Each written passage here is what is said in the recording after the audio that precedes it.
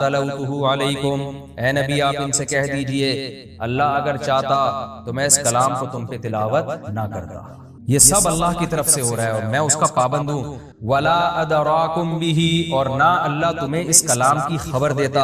فقد لبثت فیکم عمرا من قبلہ، اس سے پہلے میں نے زندگی کا عمر کا ایک بہت بڑا حصہ تم میں گزار دیا۔ لبثت میں رہا ہوں، فیکم تمہارے درمیان، عمرا ایک عمر، یہ تنوین اس کے لیے آتی ہے کہ ایک عمر کا ایک حصہ، من قبلہ اس سے پہلے، کیونکہ مشرکین مکہ میں آپ رہے نا 40 سال کے بعد آپ کو نبوت ملی، تو میں نے 40 45 50 سال تمہارے درمیان گزارے ہیں۔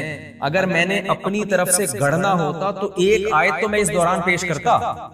کتنی زبردست دلیل ہے۔ اس کی مثال ایسے ہے کہ دیکھیں جو جرم کرتا ہے نا وہ ایک دم سے بہت بڑا مجرم نہیں بن جاتا۔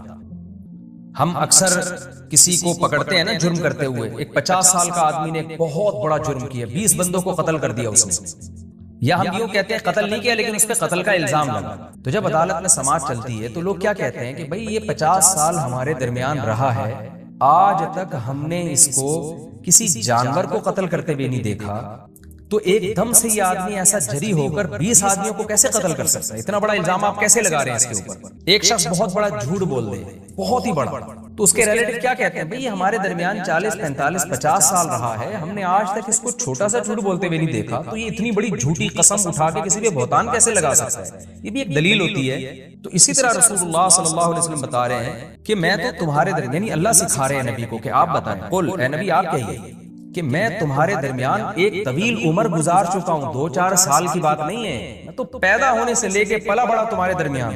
اور اس زمانے میں تو گاؤں دیہاتوں کا ماحول ہوتا تھا، لوگ ایک دوسرے کو بہت اچھی طرح جانتے تھے، ایسے گنجان آبادیاں نہیں تھیں کہ پڑوسی کا پتہ نہ ہو۔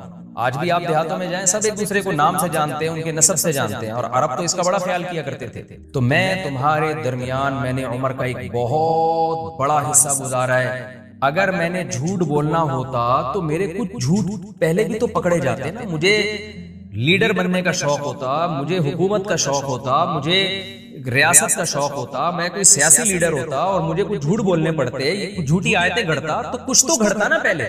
یہ کیا بات ہے کہ میری عمر 40 سال ہوئی ہے اور میں نے آیتیں جب پڑھنا شروع کیا تو پڑھتا چلا جا رہا ہوں، پڑھتا چلا جا رہا ہوں، تو یہ خود ایک ظاہری علامت ہے اس بات کی کہ یہ میرا گڑھا ہوا کلام نہیں ہے، یہ اس ذات کا کلام ہے جو میرے اوپر نازل، جس خدا نے میرے اوپر اس کلام کو نازل کیا، یہ اس خدا کا کلام ہے۔ فقد لبثت فیکم عمرا، مجھے یہ آیت پڑھنے میں بہت مزہ آتا ہے، جب بھی میں سورہ یونس کی تلاوت کرتا ہوں نا مجھے اس آیت میں بڑا مزہ آتا ہے۔ قل لو شاء اللہ ما تلوتہ علیکم، اے نبی آپ ان سے کہہ دیجئے اللہ چاہتا تو میں ان آیتوں کو تم پہ تلاوت کر کے نہ سناتا، اتنی میں مخالفت کیوں لیتا بھلا؟ ولا ادراکم بہ، اور نہ اللہ تمہیں ان آیتوں کے بارے میں، قرآن کے بارے میں بتاتا۔ فقد لبثت فیکم عمرا من قبلہ، تحقیق میں تمہارے درمیان ایک عمر کا بہت بڑا حصہ گزار چکا ہوں، اس میں ایک لفظ میری زبان سے نہیں نکلا اور اب پورے کلام نکلنا شروع ہو گیا، تو کچھ عقل کے ناخن لو۔ افلا تعقلون، تم عقل سے کام کیوں نہیں لیتے؟ فمن ظلم ممن افترى علی اللہ کذبا، تو بتاؤ اس سے بڑا ظالم کون ہوگا جو اللہ پہ جھوٹ باندھے؟ کیا مطلب؟ اگر میں یہ کہہ رہا ہوں اللہ کا کلام ہے تو میں اللہ پہ جھوٹ باندھ رہا ہوں نا، اگر یہ واقعی جھوٹا، معاذ اللہ میں نے جھوٹا دعویٰ کیا نبوت کا، تو جس شخص کی زبان سے زندگی میں کبھی جھوٹ نہ نکلا ہو، اچانک وہ جھوٹ بولے تو اتنا بڑا جھوٹ کہ پیدا کرنے والے پہ جھوٹ باندھ دے، یہ کیسے ممکن؟ اس لیے کہ اس سے بڑا ظالم تو کوئی ہو ہی نہیں سکتا جو افترا علی اللہ کذبا، جو اللہ پہ جھوٹ باندھے۔ تو میں ایک طرف تم میری صداقت کی، امانت کی گواہی دیتے ہو کہ ہم نے کبھی نبی صلی اللہ علیہ وسلم کی زبان سے جھوٹ نہیں دیکھا، کبھی کوئی غیر اخلاقی سرگرمیوں میں نہیں دیکھا، اور ایک طرف میں اتنا بڑا ظالم بن جاؤں کہ جس خدا نے پیدا کیا کلام میرا ہو اور میں اس کے کھاتے میں ڈال دوں، اس کی طرف نسبت کر دوں، وہ تو بہت ہی بڑا کوئی ظالم ہوگا۔ تو فمن اظلم ممن افترى علی اللہ کذبا، اس سے بڑا ظالم کون ہوگا جو اللہ پہ جھوٹ باندھے، او کذب بآیاتہ، اسی طرح خوب سمجھ لو جو اللہ پہ جھوٹ باندھے اس سے بڑا ظالم کوئی نہیں ہے، لیکن جو اللہ کے کلام کو جھوٹا قرار دے اس سے بڑا بھی کوئی ظالم نہیں ہے۔ وہ کلام جس کا کلام ہونا ثابت ہو جائے، تو یا تو میں بہت بڑا جھوٹا معاذ اللہ، یا تم بہت بڑے جھوٹ، یا تو میں بہت بڑا ظالم معاذ اللہ، یا تم بہت بڑے ظالم۔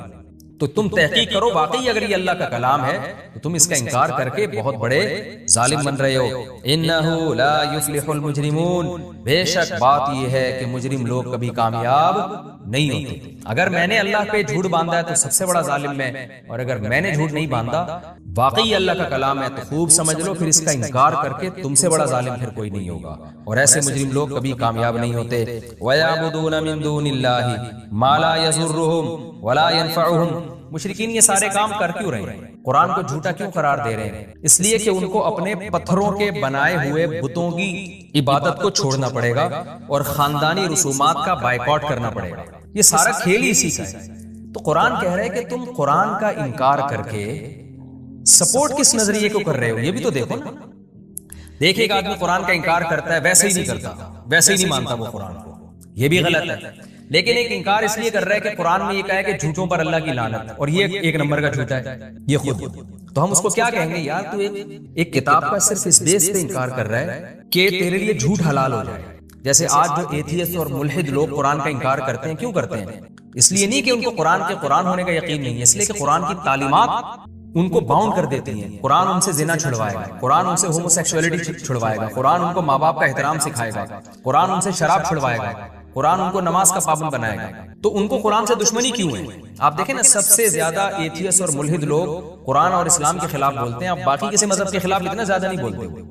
وجہ کیا ہے کہ ان کی خواہشات میں سب سے بڑی رکاوٹ قرآن بنتا ہے، کیونکہ زنا پہ پابندی لگا رہا ہے، سود پہ پابندی لگا رہا ہے، شراب پہ پابندی لگا رہا ہے، جوئے پہ پابندی لگا رہا ہے، ماں باپ کے سامنے اف کرنے کی اجازت نہیں دے رہا، ان کو اولڈ ہاؤس میں جمع کرانے پر پابندی لگا رہا ہے، رشتہ داری جوڑنے پر پابندی لگا رہا ہے، اور بہت ساری عورت کو شوہر کی اطاعت کرنے پر جو ہے نا مجبور کر رہا ہے کہ عورت آزاد نہیں ہے بلکہ وہ اپنے شوہر کے احکام کی پابند ہے، فیملی سسٹم جوڑنے کی پابندی، اور بہت سارے احکامات ہیں۔ تو ہم ایسے موقع پہ ایتھیسٹ سے کیا کہتے ہیں کہ آپ قرآن کا انکار اس لیے کر رہے ہو تاکہ زنا آپ کے لیے حلال ہو جائے، آپ قرآن کا انکار اس لیے کر رہے ہو تاکہ والدین کا جو اولاد کے ساتھ مضبوط رشتہ ہے اس رشتے میں دراڑیں پڑ جائیں، آپ قرآن کا انکار اس لیے کر رہے ہو تاکہ خاندانی نظام تباہ و برباد ہو جائے۔ بالکل یہی انداز قرآن کا ہے۔ قرآن کہتا ہے یہ قرآن کا انکار اس لیے کر رہے ہیں تاکہ یہ جو پتھروں سے تراشے ہوئے بت ہیں ان کی عبادت کو یہ جائز سمجھنا شروع کریں کلچر کی وجہ سے۔ تو قرآن اب ان کو اس دعوے کی طرف لے کر آتا ہے وَيَعْبُدُونَ مِن دُونِ اللَّهِ، کہ تم قرآن کا انکار تو کر رہے ہو لیکن اس کے نتیجے میں کر کیا رہے ہو؟ وَيَعْبُدُونَ مِن دُونِ اللَّهِ، اللہ کو چھوڑ کر عبادت کرتے ہیں، مَا لَا يَضُرُّهُمْ، ان معبودوں کی جو نہ ان کو نقصان پہنچا سکتے ہیں، وَلَا يَنفَعُهُمْ، اور نہ ان کو فائدہ پہنچا سکتے ہیں، وَيَقُولُونَ هَؤُلَاءِ شُفَعَاؤُنَا عِندَ اللَّهِ، اور کہتے ہیں یہ ہیں ہمارے سفارشی اللہ کے ہاں۔ کیونکہ بڑے بڑے بزرگ جو اللہ والے تھے ان کے مرنے کے بعد ان کی مورتیاں بنائی ہوئی تھیں، ان مورتیوں کی عبادت کرتے تھے یہ کہہ کے کہ ان سے ان بزرگوں کی روحیں خوش ہوں گی اور قیامت کے دن یہ اللہ سے ہمیں بخشوائیں گی۔ یعنی ایک طرف مان بھی رہے ہیں کہ اللہ بھی ہے، اور یعنی اگر قیامت قائم ہوئی اور سزا ملی تو یہ ہمیں بخشوائیں گے۔ تو قرآن کہتا ہے وَيَقُولُونَ هَؤُلَاءِ، اور پھر یہ عبادت بھی کرتے ہیں اور کہتے ہیں یہ ہیں شفعاؤنا، ہمارے سفارشی اللہ کے پاس۔ قل، اے نبی آپ ان سے کہہ دیجئے أَتُنَبِّئُونَ اللَّهَ، کہ تم اللہ کو خبر دیتے ہو بما، ان چیزوں کی لا يعلم فی السماوات ولا فی الارض، جو اللہ کو خود بھی آسمان اور زمین میں معلوم ہی نہیں، نہ زمین میں اس کا علم نہ آسمان میں۔ ظاہر ہے جو چیز اللہ کے علم میں نہیں ہے اس کا مطلب اس کا وجود ہی نہیں۔ تو اس کی تمہارے پاس دلیل کیا ہے؟ کس نے تمہیں بتایا کہ یہ قیامت کے دن اللہ کے ہاں سفارشی کریں گے؟ جس اللہ کے پاس کریں گے سفارش کریں گے اس اللہ کو تو پتہ نہیں ہے، تمہیں کہاں سے پتہ چل گیا؟ سبحانہ، وہ اللہ ہر عیب سے پاک ہے، وتعالی، اور بلند ہے، عما یشرکون، ان معبودوں سے جن کو یہ اللہ کے ساتھ شریک کر رہے ہیں، وہ شرک سے پاک ہے، عبادت میں اس کے ساتھ کوئی شریک نہیں ہے۔ وما كان الناس الا امة واحدة فاختلفوا، یہ بھی ایک اشکال کا جواب ہے۔ مشرکین کہتے تھے بھائی ہم تو صدیوں سے بت پرستی کرتے چلے آئے، تو یہ بھی ہمارے برحق ہونے کی دلیل ہے کہ اصل تو بت پرستی ہے دنیا میں۔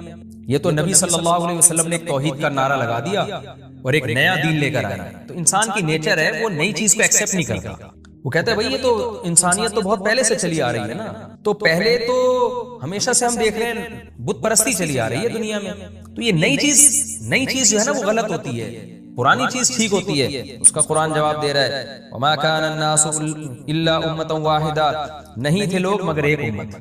وہ امت کیا تھی؟ دوسرے مقام پہ قرآن میں آتے ہیں توحید پرست، فاختلفوا، بعد میں اختلاف کیا انہوں نے. اصل انسان توحید پرست ہے آدم علیہ السلام سے لے کر پھر نوح علیہ السلام اور اس کے بعد.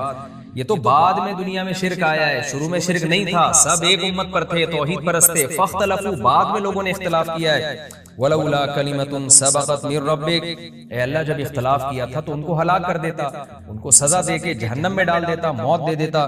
تو قرآن کہہ رہے نا نا نا، ولولا کلمۃ سبقت من ربک، اگر وہ کلمہ نہ ہوتا جو تیرے رب کی طرف سے پہلے سبقت کر چکا ہے. وہ کلمہ کیا ہے؟ اللہ کا کلمہ ہے کہ میں سزا آخرت میں دوں گا، دنیا دار الجزا نہیں ہے. کبھی کبھار اللہ سزا دے دیتا ہے لیکن اصل میں یہ سزا کی جگہ نہیں ہے. وہ کلمہ اگر نہ ہوتا، وہ اللہ کا ایک قانون نہ ہوتا، لَقُضِيَ بَيْنَهُمْ، تو ان لوگوں کے درمیان فیصلہ کر دیا جاتا، فی ما، ان چیزوں میں، فیہ یختلفون، جن چیزوں میں لوگ اختلاف کر رہے ہیں. یعنی اس کے علاوہ بھی بہت ساری چیزیں جن میں لوگوں کا اختلاف ہے، حق اور باطل میں کنفیوژن ہے. تو اللہ کہتے ہیں کہ میں آخرت میں دودھ کا دودھ اور پانی کا پانی کر دوں گا. لیکن اللہ کی طرف سے ایک پہلے سے کلمہ ہے جو سبقت کر چکا ہے ہر چیز پر، جو پہلے اللہ نے لکھ دیا ہے کہ اصل فیصلہ قیامت کے دن ہوگا. وَيَقُولُونَ لَوْلَا أُنزِلَ عَلَيْهِ آيَةٌ مِّن رَّبِّهِ، یہ کہتے ہیں کہ نبی پر اللہ کی طرف سے کوئی نشانی نازل کیوں نہیں ہوتی. نشانی سے مراد فرمائشی نشانی. یہ سوال قرآن میں بہت دہرایا گیا، کیونکہ جب نبی کے معجزے آتے تھے تو پھر مشرکین وہ معجزہ ماننے کے بجائے پھر ایک اور مطالبہ کر دیتے، ایک اور مطالبہ کر دیتے کہ یہ والی نشانی دکھائیں، یہ والی نشانی دکھائیں. تو قرآن کہتا ہے فَقُلْ، اے نبی آپ ان سے کہہ دیجئے، اِنَّمَا الْغَيْبُ لِلَّهِ، غیب کا علم اللہ کے لیے ہے، فَانْتَظِرُوا، لہذا انتظار کرو. کیا مطلب؟ نشانی فیوچر میں نازل ہوگی یا نہیں ہوگی یہ غیب کا علم ہے، یہ میرے پاس نہیں ہے. اللہ کوئی نیا معجزہ دکھا بھی سکتا ہے اور نہیں بھی دکھا سکتا، انتظار کرو، اس کی مرضی، دکھانا ہوگا دکھا دے گا، نہیں دکھانا ہوگا تو اس نے ویسے ہی پہلے بہت ساری نشانیاں دکھا دی ہیں. انی معکم من المنتظرین، میں بھی تمہارے ساتھ انتظار کر رہا ہوں. اب اللہ کی مرضی ہے، دکھانا ہو دکھا دے گا. بعد میں بہت سارے معجزے دکھائے گئے. یہ ہمارا رکوع کمپلیٹ ہو گیا جی. اس میں جو ہمیں باتیں، جو خلاصے کے طور پر میں چند پوائنٹ بیان کر دیتا ہوں. پہلی بات تو یہ کہ انسان خیر میں بہت جلدی کرتا ہے، ہر چیز کا رزلٹ چاہتا ہے فوراً ملے. وَلَوْ يُعَجِّلُ اللَّهُ لِلنَّاسِ الشَّرَّ اسْتِعْجَالَهُم بِالْخَيْرِ. قرآن میں اللہ نے بتایا کہ لوگ خیر میں جلدی جیسے طلب کرتے ہیں نا، تو اس کا مطلب انسان چاہتا ہے کہ جو کام کرے فوراً اس کا رزلٹ سامنے آئے، اس کا اچھا رزلٹ. تو یہ بھی ایک انسان کی نیچر ہے. لیکن عقل مند لوگ کیا کرتے ہیں؟ وہ صبر سے کام لیتے ہیں. اور اللہ کہتے ہیں ہم جو دنیا میں نافرمانوں کو فوراً عذاب نہیں دیتے، اس کی وجہ کیا ہے کہ ہم نے ان کو چھوڑ رکھا ہے. اگر فوراً عذاب آنا شروع ہو جائے تو کوئی بھی زندہ نہیں بچے گا. اس لیے نافرمانی پر جب عذاب نہیں آتا اس پہ کبھی بھی اترانا نہیں چاہیے. دوسرا میں کیا پتہ چلا، جب کوئی مصیبت پہنچتی ہے تو اکثر لوگوں کی عادت کیا ہوتی ہے؟ اللہ کو پکارتے ہیں، اور جب مصیبت دور ہو جاتی ہے تو ایسے بن جاتے ہیں جیسے کبھی اللہ کو پکارا ہی نہیں تھا. کَأَلَّمْ يَدْعُنَا إِلَىٰ ضُرٍّ مَّسَّا. آج بہت سے مسلمان بھی اس آفت میں مبتلا ہیں. ٹینشن پریشانی میں اللہ یاد آ رہا ہوتا ہے اور دعائیں بھی مانگ رہے ہیں، وظیفے پڑھ رہے ہیں، اور جب ٹینشن دور ہوئی تو ایسے جیسے کبھی اللہ کو جانتے ہی نہیں ہے کہ اللہ کون ہے. اس عادت کی برائی بیان ہوئی ہے، اس سے بچنا چاہیے. اور اس میں اللہ نے بتا دیا کہ جو پچھلے لوگ دنیا سے جا چکے ہیں، اس کے بعد جب تم آئے ہو تو تم کچھ وقت کے لیے زمین میں جانشین بنے ہو. تمہاری پیدائش کا بنیادی مقصد لِنَنْظُرَ كَيْفَ تَعْمَلُونَ، تمہارا عمل کیسا ہے یہ دیکھیں. حدیث میں یہ مضمون اور زیادہ واضح ہے، ان اللہ لا ينظر الى صورکم ولا الى اموالکم. اللہ نہ تمہاری شکلوں کو دیکھتا ہے نہ تمہارے دولت کو دیکھتا ہے، ولکن ينظر الى قلوبکم واعمالکم، صرف تمہارے دل اور اعمال کو دیکھتا ہے. وہ حدیث میں اس کی تشریح ہے. اور اس سے یہ بھی پتہ چلا کہ مشرکین مکہ بار بار اصرار کیا کرتے تھے کہ قرآن چینج کر دیں یا کچھ تبدیلی کر دیں، تو نبی نے صاف بتا دیا کہ میرے بس میں نہیں. تو آج جو اتحاد ادیان کے نام پہ کوششیں ہو رہی ہیں کہ مسلم، عیسائی، ہندو، ان سب کو کسی ایک پلیٹ فارم پہ جمع کیا جائے اور کچھ تھوڑی سی چینجنگ کر لی جائے، کچھ یوں کر لیا جائے، تو یہ بھی اسی کی ایک کوشش ہے. تو اس میں دیکھیں اتحاد بین الامم، یعنی مختلف قوموں مذہبوں کے درمیان اتحاد اگر اس طور پر ہو کہ ان میں جھگڑے ختم ہو جائیں، ایک دوسرے پہ ہوٹنگ ختم ہو جائے، اس کا تو اسلام بھی قائل ہے. لیکن اگر اس طور پر ہے کہ اتنا کمپرومائز کر لیں کہ ہم ان کی مذہبی رسومات کو فالو کرنا شروع کر دیں اور جناب ہم ان کو مطمئن کرنے کے لیے مندروں میں جا کے بتوں کے سامنے جھکنا شروع کر دیں اور کبھی مسلمان چرچوں میں جائیں اور وہاں جا کے عبادت شروع کر دیں، تو جو کہ اسلام کی تعلیمات کے بالکل اگینسٹ ہے، اس کی قطعاً اجازت نہیں ہے. تو کمپرومائز کے لیے بھی کچھ حدود ہیں. آج ہم نے بہت سے لوگوں کو دیکھا ہے کہ وہ اسلامی حکام ہی چینج کر لیتے ہیں. بعض لوگوں نے جہاد کا انکار کر دیا, بعض لوگوں نے غیر مسلموں کو خوش کرنے کے لیے اسلام کے جو 4 شادیوں کا فلسفہ ہے اس کا انکار کر دیا, کیونکہ اس سے جو لبرل عورتیں ان کو بڑا غصہ آتا ہے, تو اس کا انکار کر دیا. بعض لوگوں نے کیا کیا کہ وراثت کے حکام میں کچھ چینجنگ کر دی. اب اسلام میں جو یتیم پوتا ہے, ایک شخص کا انتقال ہوا, زید کا انتقال ہوا, اس کے 2 بیٹے ہیں, ایک بیٹے کا زید کی زندگی میں انتقال ہو گیا اور ایک بیٹا زندہ ہے, تو جس کا زید کی زندگی میں انتقال ہوا اس کے بھی بچے اگر ہیں تو اسلام میں ان بچوں کا کوئی حصہ نہیں ہے, اس لیے کہ زید کے جس بیٹے کا زید کی زندگی میں انتقال ہو گیا اس کا حصہ ختم ہو گیا, تو جو بیٹا زندہ ہے اس کو وراثت ملے گی. اب کیا ہے کہ لبرل لوگوں نے کوئی یہ چیز سمجھ میں نہیں آتی, تو ہمارے ہاں ماضی میں کیا ہوا, پاکستان میں کچھ لبرل قسم کے مولویوں کو لا کے قانون پاس کرا لیا گیا اور اس یتیم پوتے کا بھی حصہ ڈال دیا, کیونکہ آپ کو اچھا نہیں لگ رہا کہ یار اس بیچارے کے پاس کہاں سے پیسے آئیں گے, حالانکہ اس کے ایک اور طریقہ بھی ہو سکتا تھا, اس کو پیسے اس کو وراثت میں حصہ دلانے کا ایک خاص طریقہ ہو سکتا تھا, وصیت ہو سکتی تھی اس کے لیے. لیکن کیا ہے کہ گوروں کو خوش کرنے کے لیے, مغربی دنیا کو خوش کرنے کے لیے بہت سارے اسلام کے احکام میں گڑبڑ کی جا رہی ہے, چینجنگ کی جا رہی ہے. تو جیسے نبی صلی اللہ علیہ وسلم نے مشرکین نے جب آپ سے مطالبہ کیا کہ قرآن میں چینجنگ کریں, تو آپ نے صاف طور پر انکار کیا. اور یاد رکھیں اس زمانے میں جتنا نبی صلی اللہ علیہ وسلم پہ دباؤ تھا نا, آپ کی قوت بہت کم تھی, آپ بہت قسمہ پرسی میں تھے, تھوڑے سے لوگ آپ کے ساتھ مومن ہوئے تھے اور پوری دنیا ایک طرف تھی. تو اگر اسلام میں چینجنگ کی ذرہ برابر اجازت ہوتی نا مصلحت کی خاطر, تو اس وقت نبی چینجنگ کرتے. جب اس وقت چینجنگ نہیں ہوئی, تو جب اسلام دنیا میں پھیل گیا, 1 ارب سے زیادہ لوگ مسلمان ہیں, تو اب چینجنگ کی کہاں سے اجازت ہوتی ہے؟ اس میں یہ بھی داخل ہے کہ لوگ کیا کرتے ہیں, بعض دفعہ کسی کو دین کے قریب لانے کے لیے گناہ میں اس کے ساتھ شرکت کر لیتے ہیں, یہ بھی حرام ہے. مثال کے طور پر ایسے واقعات آپ نے سنے ہوں گے کہ جی ایک آدمی کی بینک کی آمدن تھی, تو آپ نے اس کو دین پہ لانے کے لیے اس کے پیسوں سے چائے پی لی تاکہ دین کے قریب کروں, حالانکہ آپ نے جب اس کے ساتھ کھانا کھایا ہے وہ تو اسی حرام پیسوں سے کھانا کھلا رہا ہے, جو اگر حرام ہے. ہر بینک میں جاب بھی حرام نہیں ہے اور بینک کے ہر شعبے کی ارننگ بھی حرام نہیں ہے. اگر حرام شعبے سے اس کا تعلق ہے, سود میں انوالومنٹ ہے کسی طریقے سے, تو آپ اس کے خرچے پہ چائے نہیں پی سکتے, الا یہ کہ آپ کو پہلے نیت کریں صدقہ کرنے کی اور اس کو بتائیں, وہ ایک لمبا ٹاپک ہے. تو اسلام کی ایک باؤنڈری ہے, جوڑ پیدا کرنے کے لیے بھی آپ کو اس باؤنڈری کو کراس کرنے کی اجازت نہیں ہے. لوگ کیا کرتے ہیں, مخلوط گیدرنگ میں شادیوں میں چلے جاتے ہیں. اب جیسے لڑکے لڑکیاں اکٹھے ہیں, بےہودگی کا ماحول ہوتا ہے شادیوں میں, ہم نے دیکھا بعض داڑیوں والے بھی چلے جاتے ہیں. ان کو منع کرو یار, یہ تو گناہ کی مجلس ہے, غلط ہے, آپ کیوں جا رہے ہو؟ تو جواب کیا دیتے ہیں, بھائی رشتہ داری جوڑنے کے لیے. تو رشتہ داری جوڑنے کی بھی ایک باؤنڈری ہے, اس کو بھی آپ اس باؤنڈری کو کراس نہیں کر سکتے. تو یہ بانگ دوہل بتا دیا, بھائی یہ جو اسلام کے قوانین ہیں یہ کوئی اسمبلیوں میں پاس ہوئے قوانین نہیں ہیں, یہ من جانب اللہ نازل ہوئے ہیں. تو جو نازل ہو گئے اس میں کسی قسم کی چینجنگ کی آپ کو اجازت نہیں ہے. ہاں کچھ احکام ایسے ہیں جس میں اسلام نے خود سے لچک رکھی ہے, ان میں بڑے بڑے فقہا کا, مجتہدین کا اختلاف بھی ہوتا ہے. جہاں اختلاف ہوگا تو وہ پھر علماء جانتے ہیں اس اختلاف کے آداب کیا ہیں اور اس اختلاف کی وجہ سے مسئلے پر اثر کیا پڑتا ہے اور کیا زمانے کی چینجنگ کے لحاظ سے اس میں تبدیلی ہو سکتی ہے. وہ تبدیلی جائز ہے, کیونکہ اسلام نے ہی ان احکام میں لچک رکھی ہے. وہ اسلام میں تبدیلی نہیں کہلائے گی, کیونکہ اس میں تو اختلاف ہے نا, اس میں دونوں طرف احادیث ہیں. اس کے پھر جو اصول کیا ہیں, ضابطے کیا ہیں, وہ علماء کرام مدارس میں پڑھتے ہیں. اس میں بھی عوام کو خود سے اجازت نہیں ہے, وہ علماء مدارس میں پڑھتے ہیں وہ اصول اور ضابطے. اس کے لحاظ سے, زمانے کے لحاظ سے چینجنگ ہو سکتی ہے. تو وہ چینجنگ اسلام میں چینجنگ نہیں کہلائے گی, کیونکہ اسلام نے خود ان میں پہلے سے ایک لچک رکھی تھی. تو یہ بھی ہمیں ان آیتوں سے پتہ چلتا ہے کہ آپ کو اس کی اجازت نہیں ہے کہ زمانے کے لحاظ سے آپ اسلام کے جو قطعی اور یقینی حکام ہیں ان کو آپ چینج کرنا شروع کر دیں. اور ایک نقطے کی بات یہ بھی پتہ چلتی ہے کہ مشرکین تو کہتے تھے یہ جو بت ہیں یہ ہماری قیامت کے دن بخشش کروائیں گے. آج یہ کانسیپٹ تو بہت کم رہ گیا ہے, لیکن یہ پیروں کے بارے میں کانسیپٹ آج بھی موجود ہے. لوگ اپنے پیروں کو ایسا اپنا باپ بنا لیتے ہیں, وہ پیر صاحب شریعت کے خلاف بھی چل رہے ہیں, پھر بھی اس کو فالو کر رہے ہیں, اور یہی ہوتا ہے کہ یہ پیر ہمیں قیامت کے دن ہماری کشتی پار لگا دیں گے. تو ایسا کچھ بھی نہیں ہے. آپ کو بھی شریعت کو فالو کرنا ہے, آپ کے پیر صاحب کو بھی شریعت کو فالو کرنا ہے. جو شریعت کو فالو نہ کرے اس کو آپ پیر نہیں بنا سکتے, اس سے تعلق قائم نہیں کر سکتے.